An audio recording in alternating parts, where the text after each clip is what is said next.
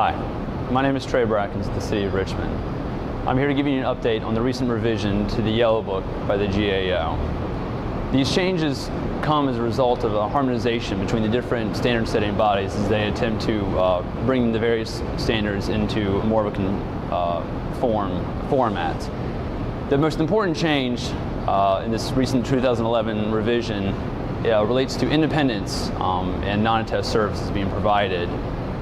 Some other things have been changed, such as the education requirements for specialists used in GAGAS audit, as well as clarity in areas where different statements conflict between the GAO and various SASs. There's been a reduction in redundancy. But again, the most important factor is the independence and non-attest services. There's two areas to really focus on.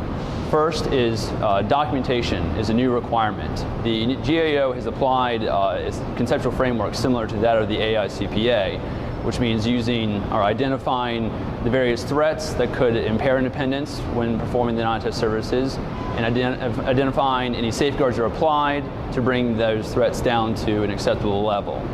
Second documentation requirement relates to documenting management SKEs, SKE, or skills, knowledge, and experience. In this situation, the auditor not only has to note and identify that the management is capable of taking ownership of the audit report and the various financials, but they have to record specific reasons for that assertion. The second main point in relation to the independence are the various non-attest services that differ between the Yellow Book and the AICPA.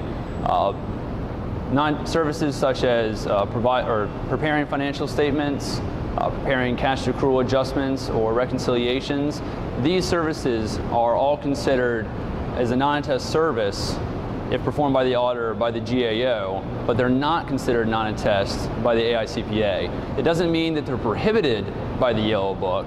It simply means that they need to be evaluated both by themselves as well as in the aggregate to determine if the auditor maintains their independence. These changes are to be implemented for entities with year ends after December 15th, 2012.